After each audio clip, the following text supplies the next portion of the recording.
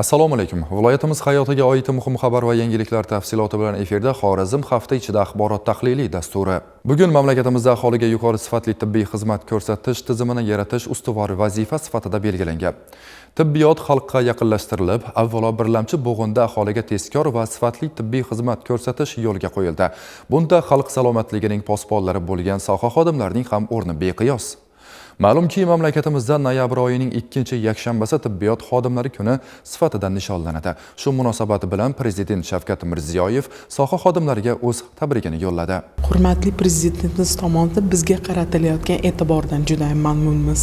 Mana uni bugungi kunda bizga yo'llagan tabrigidan ma'lumki, haqiqatan ham biz intilayotgan eng yaxshi hozirgi kunda yuqori malakali yordam aynan xalqimizga yetib kelayotganligidan juda ham xursandmiz. Ular tabrigidan naqadar bizga bo'lgan mehribonligi, e'tiborligini his qildik. Hozirgi kunda aynan raqamlashtirishga kattagina urg'u berilgan. Bu aynan birinchi o'rinda tibbiyot xodimlarining ish faoliyatini yengillashdan tashqari kelayotgan o'sha bemorlar, kelayotgan fuqarolarning birinchidan vaqtini tejash va ikkinchidan o'sha berilayotgan yuqori malakali sifatli yordamni tezkor yetkazib berishda juda ham yaxshi qadam bo'lgan. Bu avvalambor o'sha hurmatli prezidentimizga kattakon rahmat aytamiz.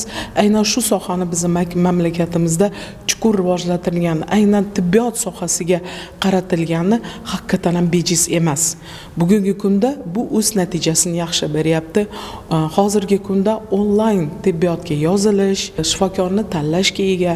Bundan tashqari, hozirgi kunda oldin markazimizda qilinayotgan yuqori texnologik tibbiyot yordamlari mamlakatimizning eng chekka hududida ham bemalol o'sha fuqaroga yetib kelgan. Hozirgi kunda ma'lumki, yuqori texnologik yordamni albatta tibbiyot uskunasiz faraz qila olmaymiz.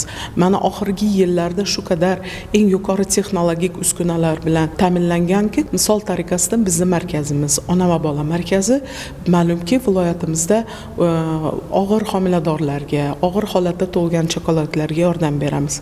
Oxirgi yillarda bilamizki, o'sha eng yuqori qadam bo'lganlarda raqamlashtirishdan tashqari, o'sha onalarda eng yuqori xavf bo'lgan qon ketishlarda o'z-o'zini qonini o'ziga qayta tiklovchi apparat bilan ta'minlanishi. Bundan tashqari, hozirgi kunda nogironlikni oldini olish uchun yuqori texnologik ultratovush apparatlari bilan ta'minlanishi. Qolaversa, muddatiga yetilmagan og'ir tug'ilgan chaqaloqlarga esa albatta yuqori texnologik tibbiyot uskunalarsiz ularga yordam bera olmaymiz. Lekin o'sha tabrikida aynan o'shanga o'qtirib o'tganlaridek, hozirgi kunda mana shu islohotlar tufayli biz haqiqatan ham onalar o'limini va go'daklar o'limini kamaytirishga erishdik.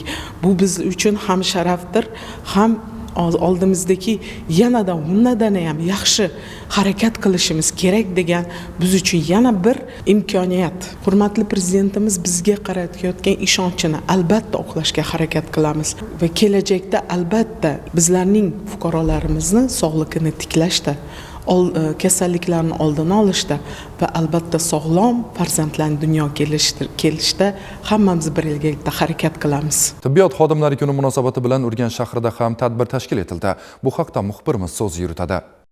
Mazkur bayram tadbiriga viloyat tibbiyot muassasalarida faoliyat ko'rsatayotgan tajribali, el hurmatiga sazovor bo'lgan shifokorlar va hamshiralar, kichik tibbiy va texnik xodimlar, Urganch davlat tibbiyot instituti, professor o'qituvchilar va boshqa tashkilotlar vakillari taklif etildi. Unda ishtirok etgan viloyat hokimi Jo'rabek Rahimov tibbiyot xodimlarini kasb bayramlari bilan qutladi.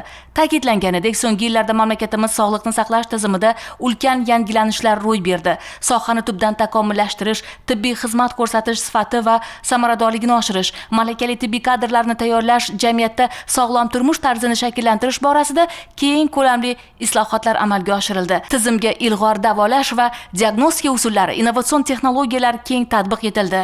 Yangibozor tumanimizda hozir salomatlik marafoni boshlandi. 6-noyabrdan 30-noyabrgacha. Bu marafonda chekka hududlarimizdagi aholimiz ham chuqurlashtirilgan skrining ko'riklardan oliy toifali viloyat tomonidan borgan mutaxassislar tomonidan bepul tarzda tibbiy ko'rikdan o'tkazilib, murakkab operatsiyalar hammasi bepul tarzda o'tkazilmoqda.